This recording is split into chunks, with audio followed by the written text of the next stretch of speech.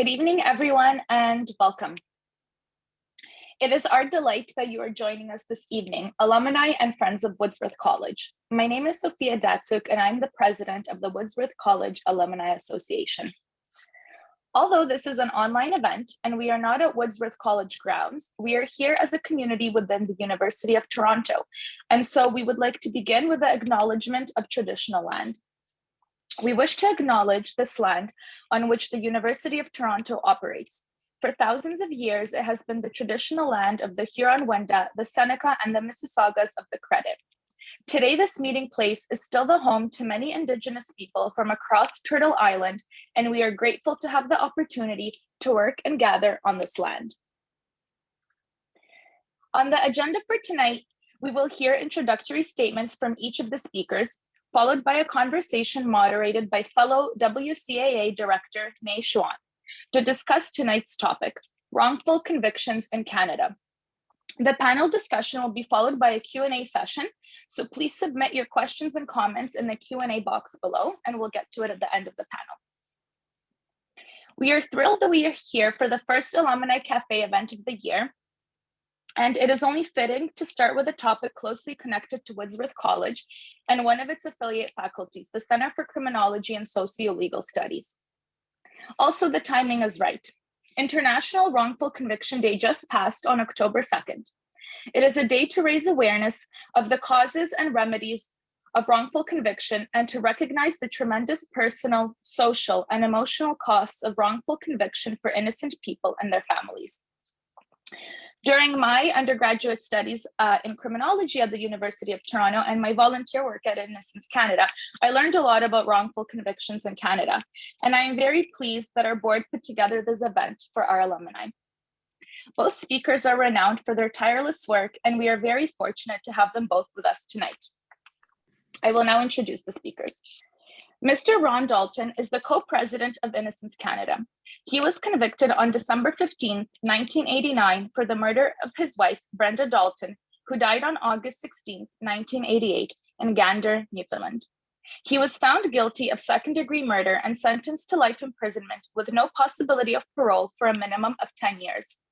Ron waited 8 years in prison to have his appeal heard, and it took 12 years for the truth to come out, that no crime was committed and Ron was an innocent man. Ron tells his story on falsely accused Ronald Dalton's struggle and how his wrongful conviction changed his and his family's life forever. The second speaker we have today is Mr. James Lockyer. He obtained his LLB at the University of Nottingham in 1971 and is a member of the bar in England. From 72 until 77, he was an assistant professor of the law faculties of McGill University and the University of Windsor. In 1977, he was called to the Ontario Bar and began to practice criminal law. He has been a criminal lawyer for 40 years. Mr. James Lockyer is the founding partner of Lockyer Campbell Postner and a founding director of Innocence Canada, formerly known as the Association in Defense of the Wrongly Convicted, a Canada-wide organization that advocates for the wrongly convicted. In that capacity, he has been involved in several high-profile wrongful conviction cases, including those of Guy Palmorin, David Milgaard, Gregory Parsons, Thomas Sofanow, Clayton Johnson, James Driscoll, Stephen Truscott, William Mullins Johnson, Aaron Walsh, Robert Baltovich, Anthony Hainmayer, Kyle Unger, Sherry Sherritt Robinson, Romeo Fillion, Jack White, Dinesh Kumar, Richard Brandt, Tammy Marquardt, Leighton Hay, John Salmon, Maria Shepard, Gordon Folland, and Peter Formusa. It is important that we say these names. Since 1992, Mr. Lockyer's practice has been primarily in the field of wrongful convictions. With this brief introduction of our speakers, I yield to my colleague May to lead the conversation on wrongful convictions in Canada.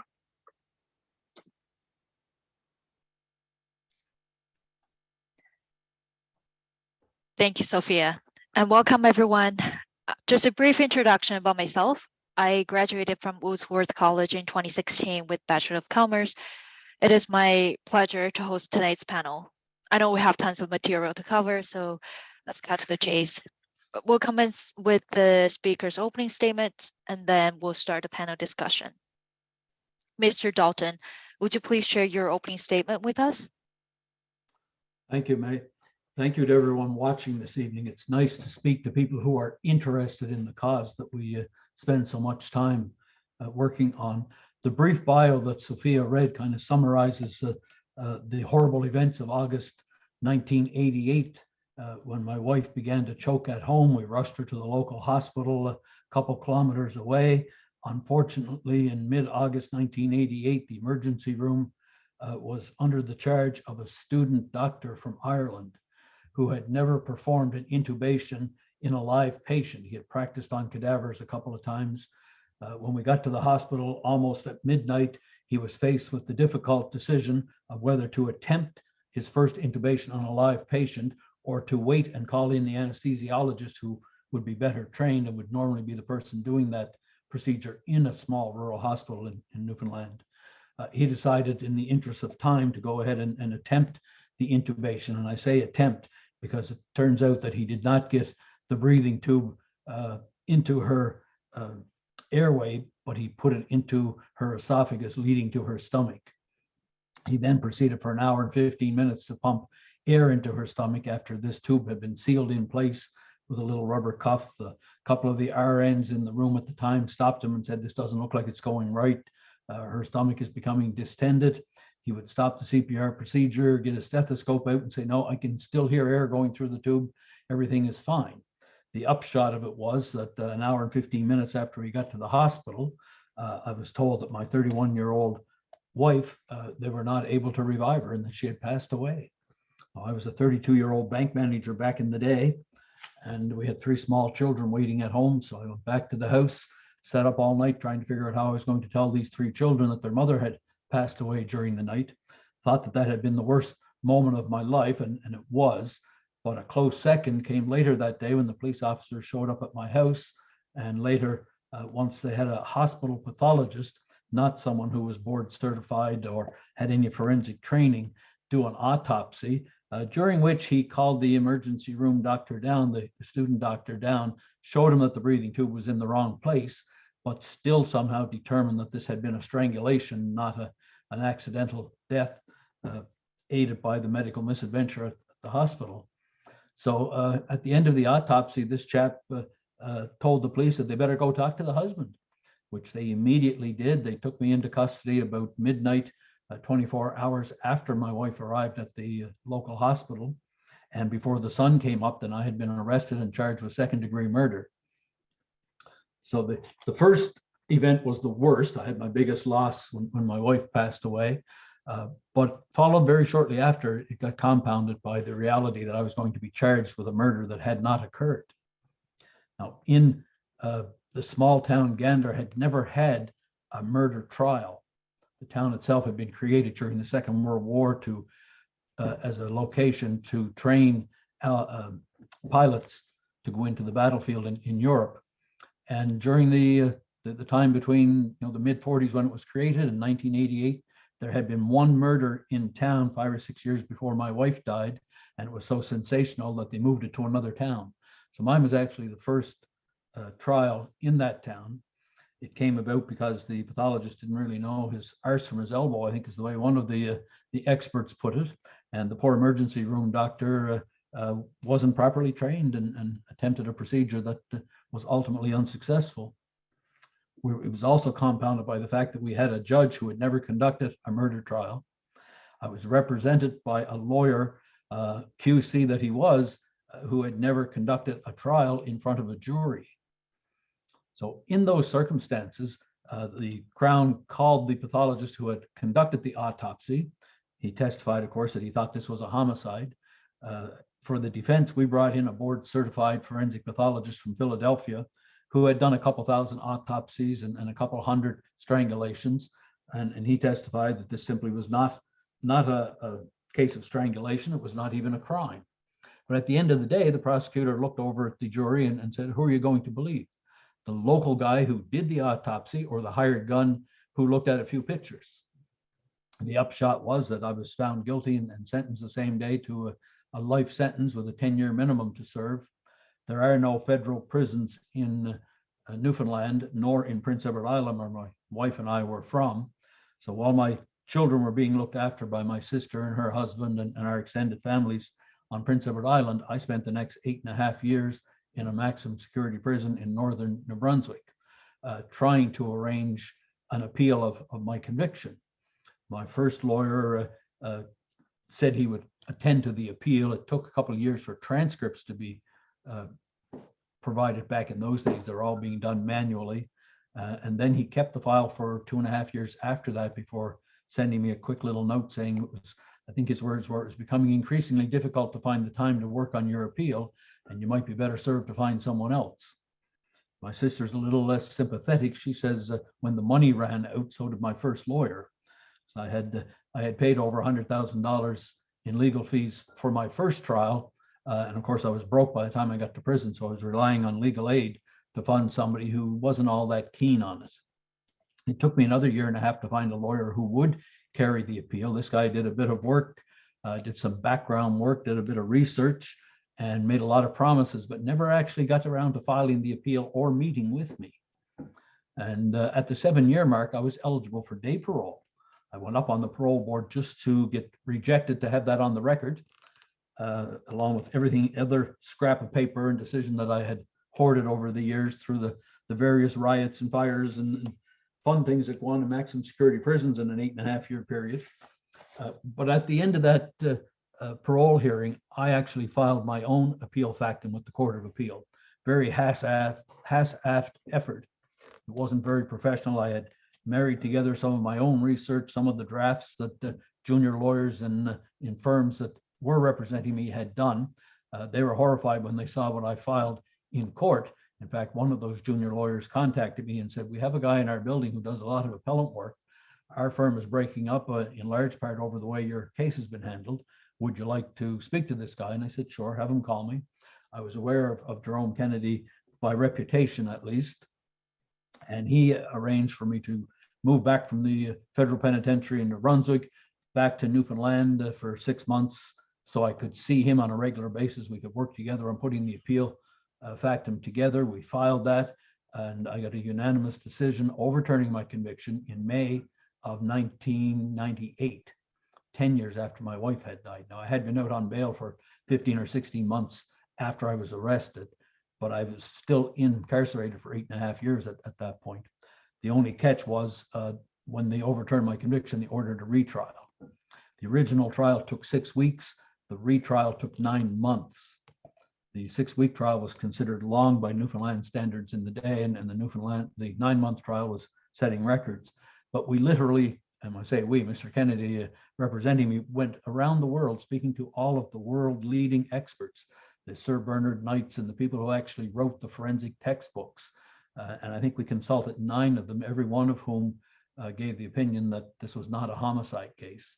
So we had a 9-month trial that ended in June of the year 2000. Almost 12 years after my wife had passed away, I was finally acquitted. Then, not having sense enough to stay away from courts and lawyers and all that fun stuff, I immediately commenced civil proceedings. We spent 2.5 years in a public inquiry looking into my case and a couple of other Newfoundland cases. And when that was all settled, about 7 years after the fact, now I'm pushing the 20-year mark, then I started looking around, even while the civil proceedings were ongoing, I started looking around for someone in this country that was doing that type of work, looking into wrongful convictions, because I knew there was other people like me who were left behind, including Clayton Johnson, a school teacher who had been in the same prison as I and had been sentenced on the strength of the same pathologist testimony a year or two after my case. So I spent a lot of the 24 years that I've been out of prison volunteering and hanging around the Innocence Canada office in the Association in Defense of the Wrongly Convicted, as we were known then, and we rebranded ourselves 5 or 6 years ago just to simplify the name. But I was hanging around with people like James, who were one of the founders of the organization, and of course they were silly enough to invite me onto their board probably 14 or 15 years ago now, and for the last 5 or 6 years, or possibly 7, I haven't really kept track.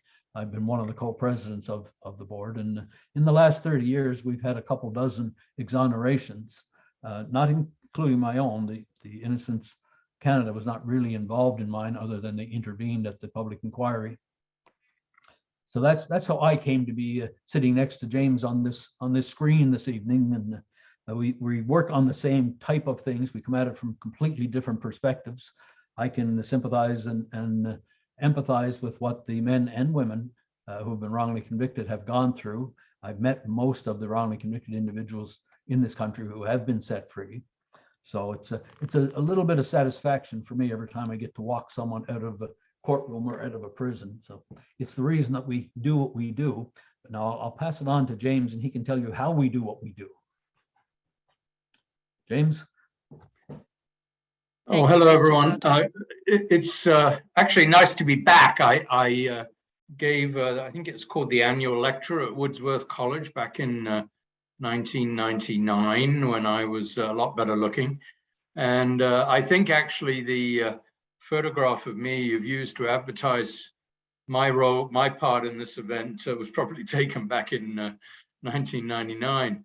And I listened to Ron, and he talks about hanging around with me. I think it was more me hanging around with him, but it reminds me of how wrongful conviction should never be considered to be unusual.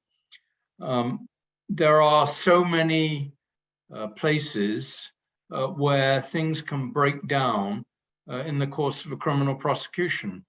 And in Ron's case, things broke down essentially immediately.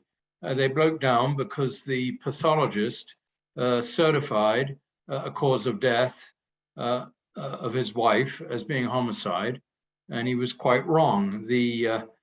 The so-called signs of strangulation were nothing more than the results of the attempts to revive his wife by the medics. And Ron just mentioned he shared a cell with Clayton Johnson, who was convicted in remarkably similar circumstances of the murder of his wife back in 1989 in Shelburne, Nova Scotia. And again, the same pathologist, a man called Charles Hutton, certified that Janice Johnson, Clayton's wife, died as a result of a severe beating, when in fact she died as a result of a fall down the stairs. And Clayton spent 5 years in prison before we finally got him out, and ultimately he was exonerated. It's very time-consuming, painstaking, laborious working for on wrongful conviction cases, but as Ron said, or implied anyway, it's extraordinarily rewarding at the end when you finally win the case. And for Clayton Johnson, it was 2002. Didn't take quite as long as Ron, 13 years, but obviously a very long time as well. So if you think about the criminal process, one of the things I think we're going to talk about is the causes of wrongful convictions. But one way to talk about the causes of wrongful convictions and set some of them out is to go through the criminal process, the trial process, but also the investigatory process. And it begins with cause of death. And you've already heard about 2 cases in 2 different provinces where because the pathologist wrongly certified the cause of death as homicide, 2 people were wrongly convicted of crimes that never happened. And there are several other examples in Canada of this. Some of you may have heard of the notorious Dr. Charles Smith, who was a pediatric pathologist, meaning a pathologist for children at the Hospital for Sick Children, and was the person that they went to when they had the death of a child or a baby.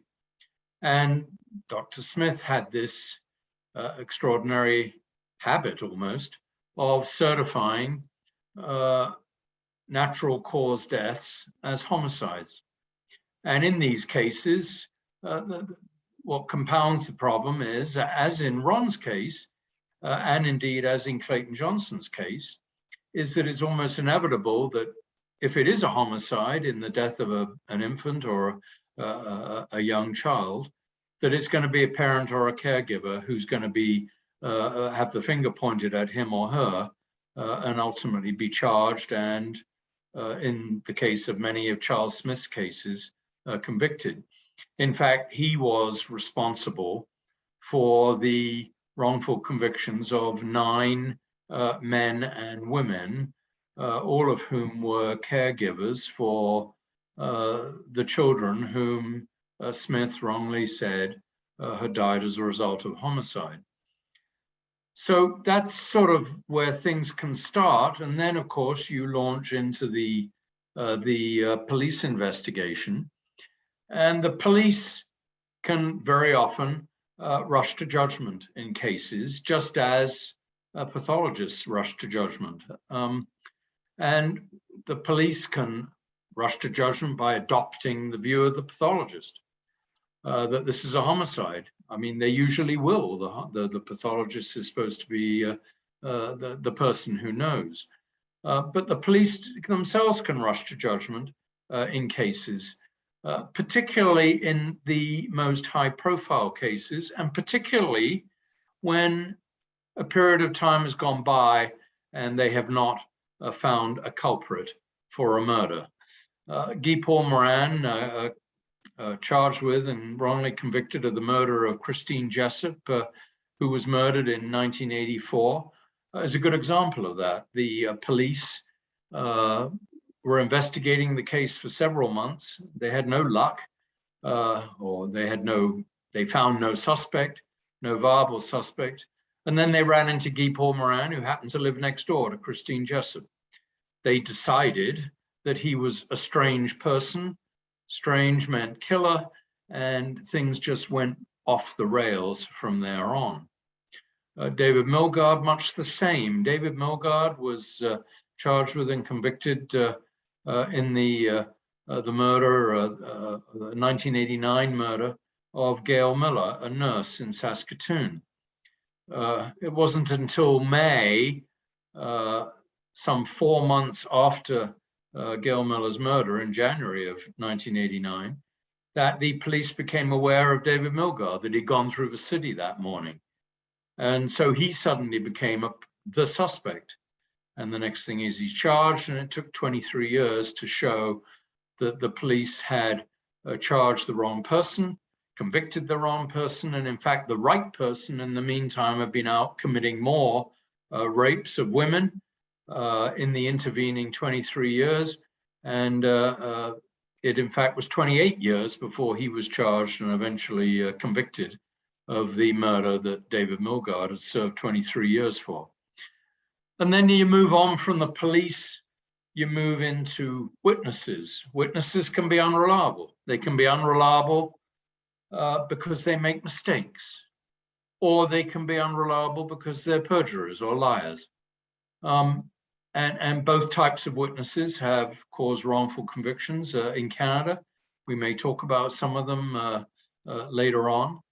And then you move on from the witnesses to forensic scientists. Forensic scientists, beyond pathologists, often play a role in criminal prosecutions. Sometimes the science that they purport to use is an unreliable science. One that we at the association, before we became Innocence Canada, at the Association Defense of the Wrongly Convicted, one of the sciences so-called that we exposed as being without merit was so-called hair microscopy comparisons, that they could take a hair from a crime scene, take a hair from a suspect, examine them under a comparison microscope, and say whether the hair from the crime scene had come from the suspect. We have shown over the years that that kind of science has no value whatsoever, that it's not a science at all. Or the scientist may be poor at what he or she does, or even corrupt. Certainly in the US particularly, there have been many cases of corrupt scientists leading to wrongful convictions. Then you move on to the Crown. You may have a Crown who engages in conduct that is inappropriate and improper in a case. You may have an incompetent defense counsel. You may have a biased trial judge. You may have a biased jury. All of those links to an ultimate conviction can go wrong. It only takes one of them to go wrong to create a wrongful conviction. So don't ever think that Ron's case is a rare one. There are plenty of wrongful convictions that have already been exposed in Canada, and no doubt plenty more to come. Over to you, May.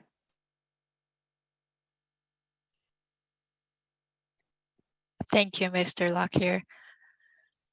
Wow, that was a really comprehensive analysis. Actually, part of your discussion covered one of our panel questions. So I guess that will be a wrap up of our speakers' opening statement. And now I'll just start with our 3 panel questions. Just a reminder that the panel discussion is around 3 questions that were prepared by the board. It will be followed by a Q&A session. I understand there are already some interesting questions being posted in our chat, and then Ron has already answered some of them. So we encourage you to submit your questions and comments in the Q&A tab at the bottom of your Zoom screen. So since Mr. Lockyer already answered my first question, Ron, I will direct this question to you then. So our first question is, in your experience, what are the main contributing factors to wrongful convictions in Canada? That's an easy answer. Just about everything in the process that James described can go wrong. If I had to pick a single factor that leads to wrongful convictions, I would, it would incorporate all of the things that James mentioned: the junk science, the poor witness identification, all kinds of things like that, jailhouse snitches, all have led to wrongful convictions. But for me, the underlying problem has always been a Crown culture. There's a culture of infallibility out there. For hundreds of years, judges and prosecutors and police officers have been considered pretty infallible. And when we started doing this work, and James can speak to it better than I was still in prison when the organization started, but we were looked at rather skeptically for even suggesting that the system would make mistakes. There is no mechanism in the criminal code for correcting wrongful convictions, for the reason that they've never recognized that they happen. So we used to have to go in and fight tooth and nail to convince courts and justice ministers that a wrongful conviction has happened. It's still an uphill battle, but 30 years on, we have a bit more credibility when we walk in now. We know from the ordeals that David Milgaard went through, that Guy Paul Morin went through, that Donald Marshall went through, Stephen Truscott, myself, and 40 other people, that these happen much more often than we previously thought. So for me, the one underlying issue is the culture, the culture of infallibility. When you stop and think of any sort of a creation of humans is going to have mistakes built into it. And the justice system is full of human police officers, human prosecutors, human judges, human juries. They're all prone to making mistakes. It's when they act like it's impossible to have ever made a mistake that we run into problems.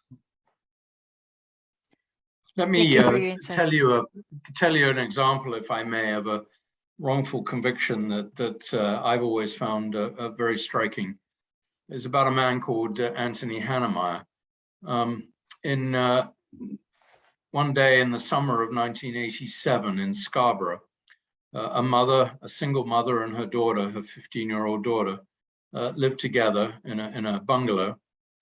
And around 3 o'clock in the morning, the mother heard some noise and didn't know what it was. And so she walked into her daughter's bedroom to be confronted with an absolutely horrifying sight. There was a man straddling her daughter with a knife in his hand, and she was semi-unclothed.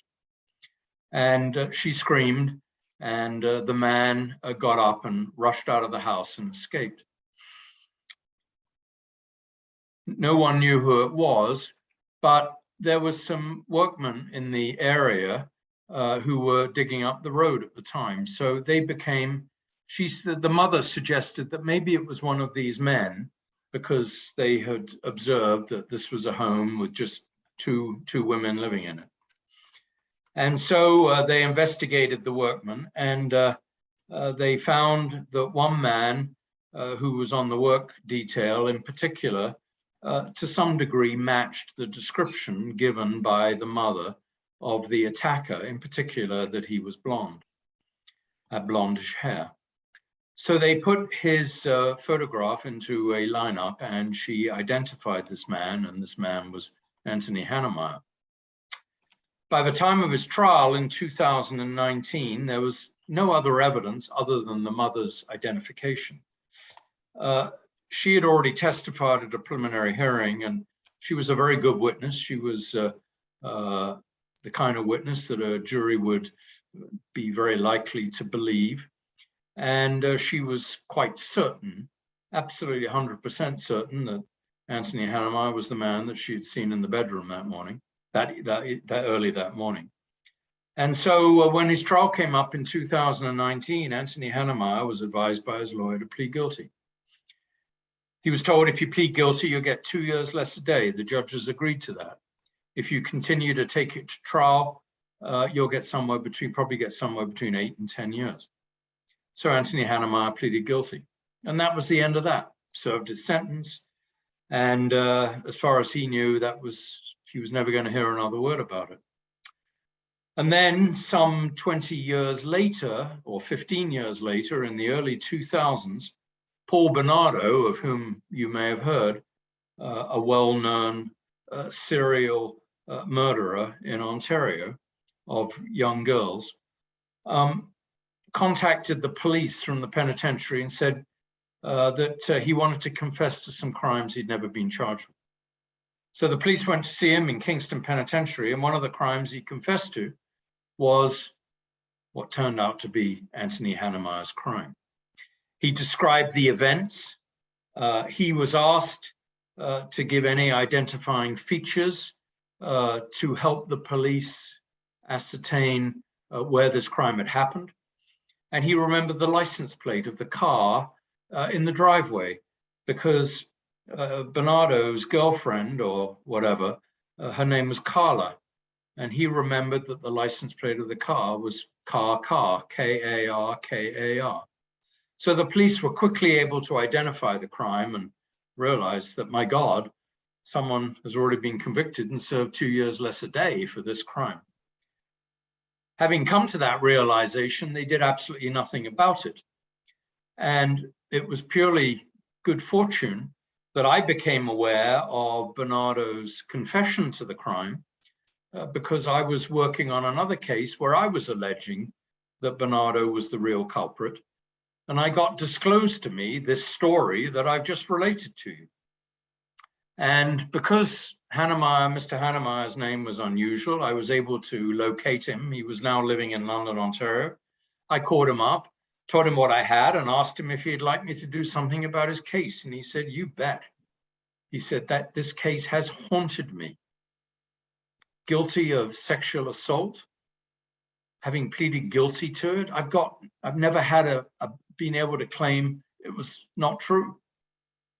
So I was able to take his case and get it before the Court of Appeal. I brought an application to extend time for him to appeal. He'd never appealed because he pleaded guilty. So some 15, 16 years later, I'm before the Court of Appeal, who had no hesitation in exonerating him and apologizing to him for the failings of the administration of justice in his case. And that's an important example of how honest eyewitnesses, there was no question that the mother was honest. She genuinely believed Anthony Hannemeyer was the person she had seen. For what it's worth, she still believes it to this day. She still believes that it was Anthony Hannemeyer. In fact, a DNA expert from the Center of Forensic Science, because subsequent DNA helped prove that Bernardo had indeed committed the crime, went to meet her to try and convince her that, in fact, she had misidentified the true culprit, but was unable to do so. And that's how certain honest eyewitnesses can be about their identifications, honest but mistaken eyewitness identifications, eyewitnesses. So that's a well-known cause of wrongful convictions, mistaken or erroneous eyewitness identification. In the US, the Innocence Project has now cleared more than 400 people through post-conviction DNA testing. And so they've done postmortems on those cases to try and determine the causes of the erroneous or the wrongful conviction. And they found that in more than 80% of their cases, erroneous eyewitness identification played a role, if not the role, in the wrongful conviction. Now, I don't think in Canada our statistics would show, or we would find that as being such a common cause of wrongful convictions in Canada. In the US, you have a great deal of racism involved, where most of the wrongly convicted, probably more than 85% of them, are Black. And of that 85%, more than 80% of the victims of erroneous eyewitness identification, almost invariably by white people. So you have mixed in there, obviously, systemic racism, heavily involved in those wrongful convictions. But it goes to show you how honest witnesses can cause people to be convicted of crimes that they didn't commit. Anthony Hannemeyer is a great example, and I stress example, of a wrongful conviction in Canada attributable to it. May? Thank you. Thank you too for your insights. I think each one of these factors, it's very important for us to study. So this actually leads us to our next point of discussion. My second question is, could you please touch on the process or steps involved in getting a wrongful conviction overturned? For example, how long can this take and what happens after exoneration? We're also wondering if there will be any kind of compensation from the government. Mr. Lockyer, would you like to take this one first? Sure, I'll talk about process, particularly because that's actually becoming a very important issue these days. At the moment, we have a very antiquated process for uncovering wrongful convictions. It's dependent on the 19th century English law, and it's a process whereby a person who has been wrongly convicted, who has exhausted her or his appeals, has to apply to the Minister of Justice in Ottawa and ask him or her to return the case to the appeal court in the province where she or he was convicted, or indeed order a new trial. The minister actually does have also a power to order a new trial. It's a miserable process. It takes forever. It's been compared to being like a snail with arthritis, which I've always thought is a splendid description of it. The ministers has a group of lawyers called the Criminal Convictions Review Group in Ottawa, who examine claims of wrongful conviction. They are generally a reactive group as opposed to proactive. What I mean by that is you can't just write to them or contact them and say, I've been convicted of a crime I didn't commit. You got to come forward and show them new evidence to establish that you've been wrongly convicted of a crime that you didn't commit. So essentially it means you have to get a lawyer involved. And people doing life sentences for murder, the cases where it's most important, it's always important, but most important to show someone's been wrongly convicted, they're doing life sentences. They rarely have any access to funds, which is why we set up the Association Defence of the Wrongly Convicted, now called Innocence Canada. We're a volunteer organization. that tries to help people who make claims of wrongful conviction. There is one alternative route, and that is to, if the person who's saying I was wrongly convicted did not appeal, you can go through the appeal process by asking the appeal courts to give you an extension of time. Generally, you're supposed to file an appeal within 30 days of your conviction, but we've obtained extensions of time. In one case, we were successful in obtaining an extension of time from the Supreme Court of Canada of 41 years. So that's a way of dodging the ministerial review process, which I would tell anyone to dodge if they possibly can. There is now our present government and our present Minister of Justice, Lametti, have promised, both through pre-election promises and through post-election instructions from the Prime Minister, are setting up a new tribunal to address claims of wrongful convictions that will be independent of government, will be properly funded, and will consist of lay persons and lawyers who will have the power to adjudicate wrongful convictions and take the whole process out of the minister's office. It's a system that has been in place now in the UK since 1997. You'll remember our process goes back to 19th century English law. We've still kept it, even though the English had the common sense to get rid of it in 1997. And it's quite extraordinary, the differences that an independent tribunal can cause. You just have to compare the stats for the what's called the Criminal Cases Review Commission in England, set up in 1997, as opposed to our ministerial review process since 1997. Since 1997, Canada, with a population of some 35 million, has, through the ministerial review process, set aside 31 wrongful convictions, 31. In the UK, which has twice our population, so you're talking, you might say, therefore, they'll have something like 62 convictions that they will have set aside in the same period of time. In fact, with their Criminal Cases Review Commission, they are now have set aside more than 800 wrongful convictions. That shows you the difference the new system will have when it's finally set up. It will be an enormous difference, I have no doubt.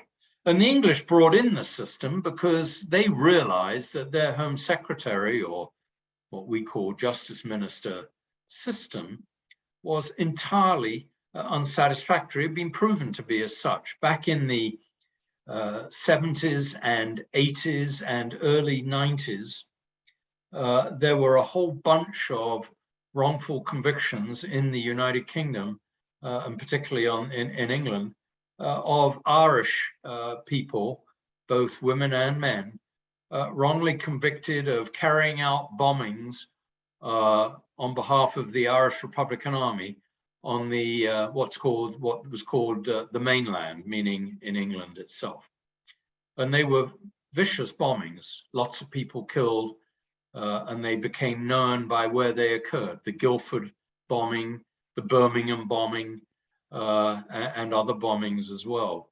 And they led to multiple convictions of Irish people: the Birmingham 6, the Guildford 4, the Maguire 7, and others, all convicted, and subsequently in the next 10 to 15 years, all shown to have been wrongly convicted of crimes that they had not committed. Certainly crimes that have been committed, unlike Ron's case, but crimes that they did not commit. and their convictions were born out of false confessions induced by police misconduct and through phony forensic science carried out by, again, the Home Office scientists, the government scientists that had led, for example, to the conviction of the Maguire Seven. The Maguire Seven were a family who were convicted of bomb making. And the evidence used to show they were bomb making was samples taken from their clothing that were then subjected to a process of examination that revealed nitroglycerin on their clothing and on possessions in their homes. It turned out that the evidence of nitroglycerin was, in fact, the nitroglycerin had been left behind by testing experiments that they had engaged in on samples to which they had applied nitroglycerin to see if they could detect it. And the nitroglycerin had remained in these machines. And so when they put items of clothing of the Maguires in there and possessions of the Maguires in there, not surprisingly, it revealed the presence of nitroglycerin. So that was why the commission was created. And we at Innocence Canada have been pushing hard on the minister to move along with the creation of this new commission. We've had meetings with him. We have more meetings scheduled in the future. But we're confident that the minister wants to do this, intends to do this. He may have to fight through a very difficult bureaucracy to do it, but we think it will be achieved. We just want to make sure it's achieved in this mandate, just in case, God forbid, this new chap were to get into power, because I've got a funny feeling Poilievre would have no interest in the creation of an independent tribunal to address miscarriages of justice. That's my political comment for the evening. Thank Ron, you, over to Mr. you. Lockyer. Ron, you should talk about compensation Yes, please. and how your conviction was set aside. You managed to avoid the ministerial review process. You're on mute. How's that? I managed to avoid the process, but it took 8.5 years for my appeal to be heard. It was successful when it was heard, and at a retrial a couple of years after that, I was acquitted. It was still a 12-year process, so it wasn't a slam dunk, but I did not have to go through the federal minister or through Innocence Canada for that matter. On the issue of compensation, there is no statutory right to review or compensation in 7 instances of wrongful conviction in the country. We've had public inquiries looking into my case and 2 others in Newfoundland, but 6 other occasions they also looked into wrongful convictions. They produced very good reports with hundreds of recommendations, the bulk of which are still gathering dust on shelves, unfortunately. Most of these recommendations, including the creation of an independent publicly funded body, as James described, have yet to occur. And at least half of the wrongly convicted individuals in this country have never been compensated. I'm in the more fortunate half, if you will, but there is no provision in the criminal code for redress for mistakes or compensation for wrongly convicted individuals. You have to rely on a civil process, being able to prove that someone can be held accountable for wrongs that occurred. And it's difficult, it's costly. I was 7 years of additional court time after I was acquitted. I was 12 years in by the time I was acquitted and returned to the real world with the presumption of innocence once again. But I was another 7 years before I could shame the governments and other individuals into cutting checks to try and settle the matter and make it go away anonymously. It's a very, very difficult process. It's one of the things that an independent commission, as James had spoken about, could address matters of compensation. They wouldn't necessarily have to, but it's one of the things that they could look at when they're reviewing cases. And it should be noted that for all the good work that Innocence Canada has done in the last 30 years and continues to do, we have 10 cases in front of the federal minister at the moment, And we have 110 cases that we're working on back in our office, half of which are on a 2 to 3 year wait list because we're a nonprofit outfit trying to raise money to do the work that the Canadian government should be doing to make the justice system work. We're trying to fix the justice system's mistakes and paying for the privilege of doing it. And that's not a very efficient model. It's better than not having anything. You know, if you find yourself in a position that I was in, you better hope there's a James Lockyer or an Innocence Canada outfit around to take up the cause, or you'll just rot in prison. And we still have a lot of clients doing that. Thank you, Mr. Dalton. So based on the discussion just now, I understand it's really hard to overturn a wrongful conviction. So I'm wondering if there's anything we can do to stop it from happening at the very first place. So this would lead to my last question. Can wrongful convictions be prevented? And what needs to be done? And per se, what can the audience do to help? Who did you want to start with, May? After you guys, who would like to start? I'm neutral. I'll start with that one, Ron, if you like. Sure. Or do you want to go? No, you go ahead. Okay. The answer is no. You can never prevent all wrongful convictions. As I've tried to set out at the beginning, the criminal justice system is a human process, and perhaps as much as anything in our society today, it's a human process rather than a process that you can feed into a computer and get a good answer. And any human process is going to break down, and I sort of took you through how and where it can break down. One of the areas that I find particularly frustrating, though, is in the first chance you get to correct a wrongful conviction is through the appellate process.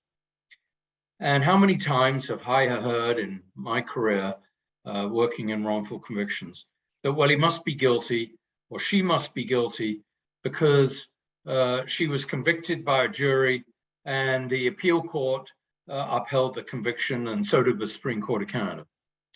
Well, let me tell you, an appeal court upholding a conviction, or indeed even the Supreme Court of Canada upholding a conviction, really has very little to do with whether the person was innocent or guilty. Our appeal courts have made themselves into courts of process, not courts of innocence or guilt. And this was most startlingly shown when the Supreme Court of Canada, belatedly 23 years after the event, having had an opportunity to do it some 21 years earlier, but failed, set aside David Milgaard's conviction. They pointed out in setting it aside, and this was in 1992, that David Milgaard had had a fair trial, as if that was any help to him. But they were satisfied now that maybe he did not commit the crime. It was 5 years later that DNA typing proved he did not commit the crime. But it highlights how our system, our appeal system, simply doesn't catch wrongful convictions in the way it should, because it doesn't look at guilt or innocence.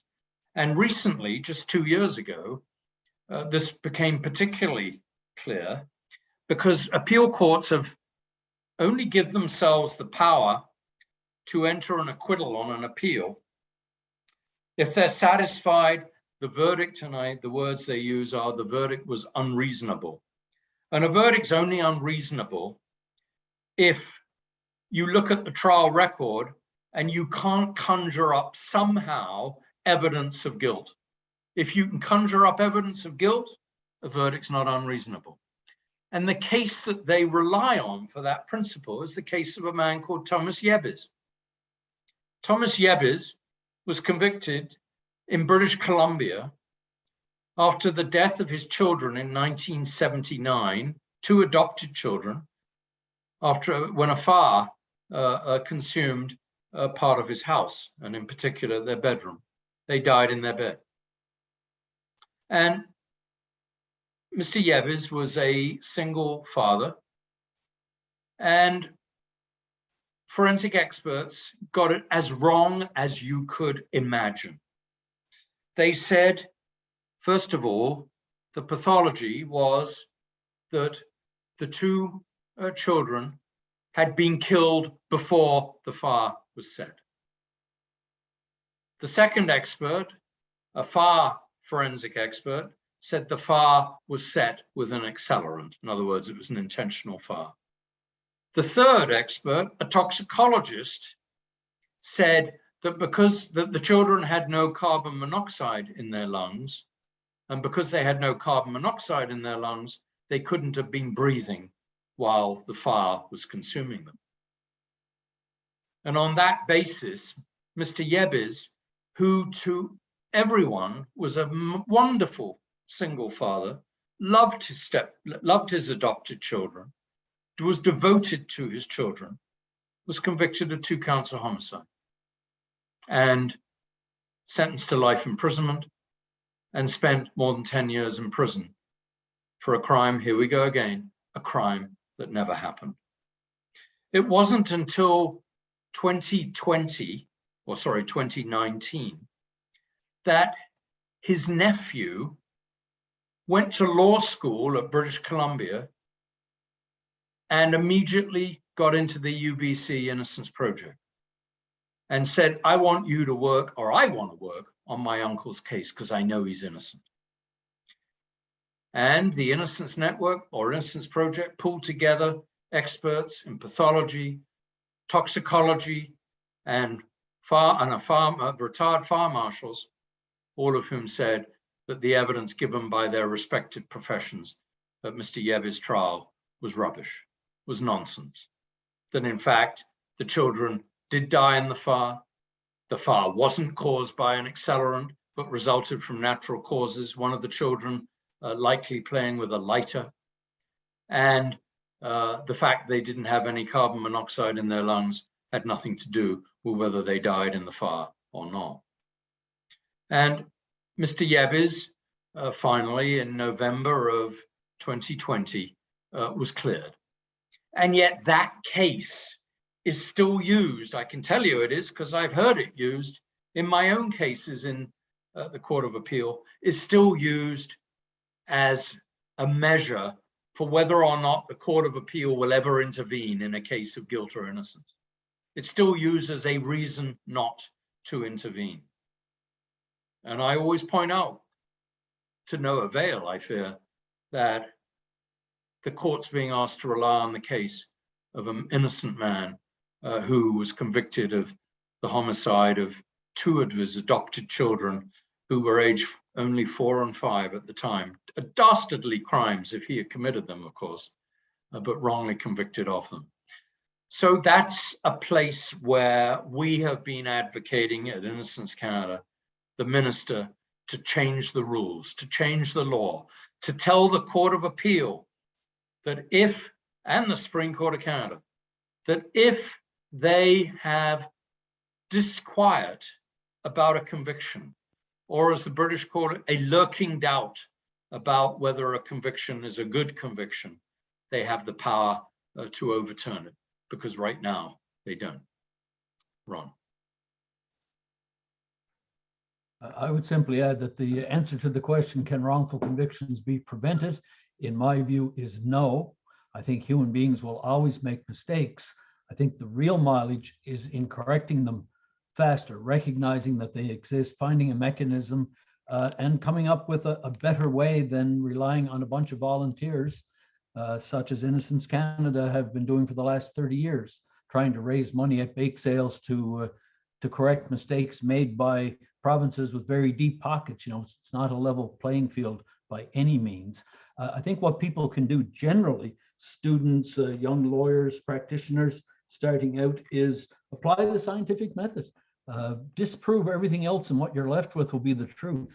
Challenge everything. It would have been very simple in my case to get a second opinion for that original pathologist. Don't leave the autopsy room, grab me or anyone else and have them charged with homicide within 6 hours. I wasn't a flight risk. I wasn't going anyplace. I wasn't a danger to the public. They had the time, had they taken the opportunity to just get a second opinion from someone who was qualified. The truth will always stand up to questioning. So the people should not be afraid to challenge things. We've learned a lot in the last 50 years about the power of doctors and clergy people and others who had been given blind fealty at one time. We just said those people are untouchable. They couldn't do anything wrong. Well, we know better now. And a lot of times these were not people doing malicious things. These were simply people who didn't know any better. One of the problems in Newfoundland back in 1988 is there wasn't enough crime. There had never been a homicide trial in Gander, Newfoundland. In the province of Newfoundland, which only has 500,000 people, about the population of the city of Hamilton, there were years, particularly back in the 80s, where there wasn't a single homicide in any given year. You simply don't develop an expertise in forensic pathology or in prosecuting and adjudicating homicides if you don't get to practice them. So it's a great place to raise children. It's a nice, relatively crime-free place, but it means that you've got very limited expertise in that criminal justice area, that very specialized criminal justice area, and in forensic pathology in particular. The simple answer is, if you're not sure, get a second opinion. And even if you think you're sure, get a second opinion, because if you're right, it'll stand up to scrutiny. So I encourage everybody to challenge everything. If I could just add, one of the important things about exposing wrongful convictions that people don't necessarily think of straight away is that sometimes we actually find the real killer. For example, David Milgaard's case, I already mentioned it. David spent 23 years in jail for the rape murder of a nurse in Saskatoon. In 1997, DNA typing not only cleared David, but proved who did it. Proved it was the person that David had been claiming had done the crime for years, a man called Larry Fisher. And 5 days after the DNA results, Larry Fisher was arrested, charged with the murder, and finally in 1999 convicted of it, sentenced to a life imprisonment, and ultimately died in prison while serving that sentence. But in the meantime, in the intervening years, he had committed at least 13 more rapes of women in Saskatoon, in Winnipeg, and in North Battleford, Saskatchewan, and heavens knows where else. That's the ones we know about. Guy Paul Moran, convicted of the murder of Christine Jessup, finally cleared through DNA testing in 1995 when his case was still in the Court of Appeal, exonerated, but we didn't know whose DNA it was. It wasn't until November of 2021, so we'd moved on, 26 years, that it was discovered who the real killer was.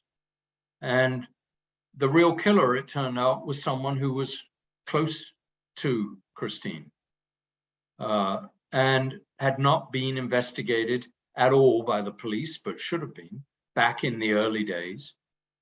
And unfortunately, by the time it was ascertained that it was his DNA, he had died some 5 years earlier. So he never met justice, unfortunately, unless you can call his death some peculiar form of justice. And then Greg Parsons, one of the cases that was the subject of an inquiry, as with Ron's case, he said there were 3 that were heard together at an inquiry, and Greg Parsons was one of them, along with Ron being one of them as well. And Greg was convicted of the most awful crime. On January 2nd of 1991, he went to his mother's home and found the door unlocked. He walked in and found his mother stabbed to death in the bathroom. She'd been stabbed more than 50 times and she was naked in the bathroom. Just an awful, awful crime. 24 hours later, Greg, her son, was charged with matricide. He was charged with the murder of his mother. He was convicted of it. And then DNA established that he was not the person who committed the crime. They retrieved DNA from a blood stain on a towel in the bathroom and from under his mother's fingernails. The 2 DNA types matched each other, but did not match Greg. So Greg was then exonerated. It took another 2 years to identify who the real killer was. It turned out it was a man called Brian Doyle. Brian Doyle had, ironically, been in the same class at school as Greg, and that's how he had known Greg's mother. And he had broken into her house that night, the night of the morning that she was found by Greg, because he had decided he wanted to have sex with Greg's mother. And when she resisted, he stabbed her multiple times. So that tells you not only clearing up a wrongful conviction is so important because it clears the person who did not commit the crime, but also in some cases, obviously not in Ron's because there was no crime, but in some cases, we can actually prove who did commit the crime and get him or her off the street, albeit in the meantime, that person may have committed a number of crimes in the intervening period. Indeed, in the case of Christine Jessup's killer, the death for which Guy Paul Morin was wrongly convicted, the police are to this day still investigating whether her real killer may have been responsible for other murders that have been unsolved.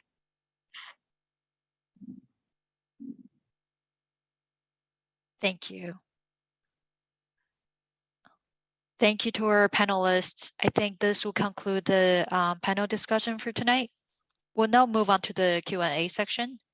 Unfortunately, we don't have too much time left, and I see there are, oh, actually now there's only one question answered. We'll try to cover this one and also some already answered questions. So we'll start with the remaining question. James, this question is addressed to you. The question is, the appellate court also has the power to send it back for another trial rather than entering an acquittal if you can show an error in law. Why is it so difficult to have higher courts to see these errors in law? Because as I mentioned to you, and perhaps I wasn't as clear as I could have been, appeal courts have made themselves or designated themselves to be courts of process. And what that means is this. I didn't explain what that meant. What that means is they look at the process of the trial. Was the jury properly selected? Did the judge make proper rulings during the trial as to whether he would let evidence in or he would refuse to let evidence in? We tend to, because of media, tend to look at this from the perspective of evidence trial judges won't let in for the Crown, but very often trial judges also exclude evidence that the defense wants to lead. So was that a legal error not to let the evidence in or to let it in, whichever way around it may be? They'll look at how the judge charged the jury. Did the judge charge the jury correctly? Did he give them the appropriate warnings? Did he tell them correctly what the burden of proof was in a criminal trial? That kind of thing. And if it's a non-jury case, they'll examine the judge's reasons and say, well, did the judge make any mistakes? Did he misconstrue any of the evidence in the reasons that he gave? But in the process, the appeal court will always say that they will pay extreme deference to the trial judge's decisions, to the trial judge's findings of fact, and to the jury's findings of fact, in other words, the jury's conviction. So even if you find an error of process, very often the appeal court will still say it really didn't make any difference, so we won't set aside the conviction. But you'll notice that all that, none of that's about guilt or innocence. It's all about, was everything done right, rather than did the jury or the judge come to the right conclusion? That's what I would like appeal courts to do, to arrogate to themselves the power to make that kind of a decision. After all, if you're an appeal court judge, you are presumably very experienced, very knowledgeable, and very able to review a conviction, to review the evidence and say, you know, this case really gives me some feelings of disquiet as to whether the trial judge or the jury got it right. But they won't do that. They simply won't do that. You can stand up and talk till you're blue in the face and ask them to do it, and they won't do it. You've got to find those errors of process. So what we do as appeal lawyers in the criminal side is we work our way through transcripts looking for mistakes, looking for something the trial judge did wrong, and we don't really consider guilt or innocence. We may try and argue that this was a close call, this case, so any mistake that was made in the process should better lead to a conviction being quashed, but that's not good enough. You know, we want to be able to argue that this case should really give you a feeling of dissatisfaction, a feeling that a person may have been wrongly convicted. And if you got that feeling, if you do feel that, then you should set aside this conviction.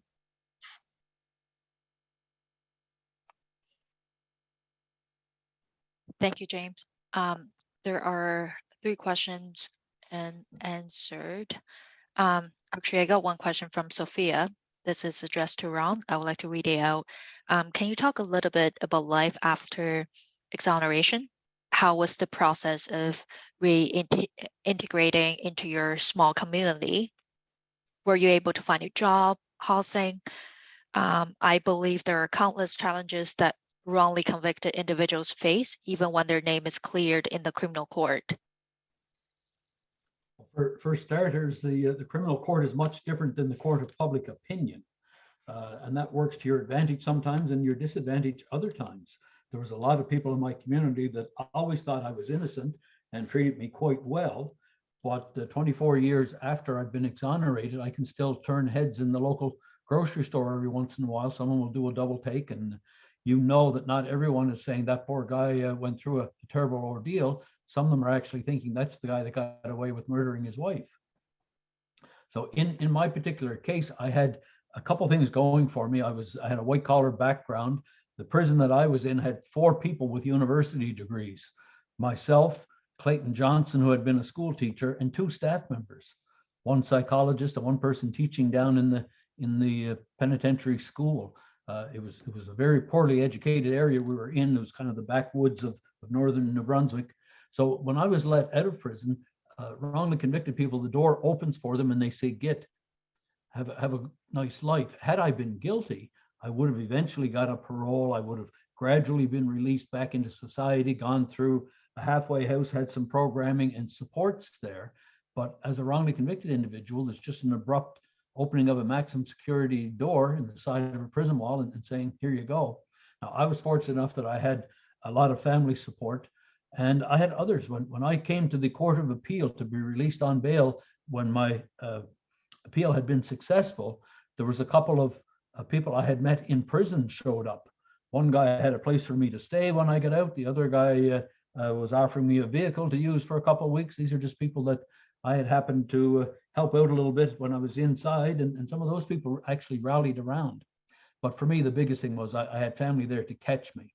My 3 young children who weren't that young 12 years later. I had a 6-year-old daughter who had just graduated kindergarten the year that her mother died. I made her high school graduation by about 2 hours when I was acquitted 12 years later. So we can all just picture in our own minds the things that transpire between the age of 6 and the ages of 18. Well, I missed all that. And it was the first time that young woman, as she was then at 18, could look out in the audience and see one of her parents there. But at least I had the comfort of knowing that my 3 children were well looked after. They were being raised by my sister and brother-in-law, who had 3 children of their own. They really stepped up to the plate with did it all out of their own pocket and managed to keep the family unit together as much as we could. But they also maintained contact with me. I would see my children on an average probably once a month, which is not a lot when you're used to living with them day in and day out. But it's a hell of a lot more than a lot of people that I served time with had. So finding a job, I wasn't ready to be tied to a bank manager's desk or any other desk after the ordeal I had been through. I was a little too independent to be told what to do. So I really set up an office at home, did some accounting and bookkeeping. I still do some work with a number of small businesses. A couple of them operated by people that I met in prison.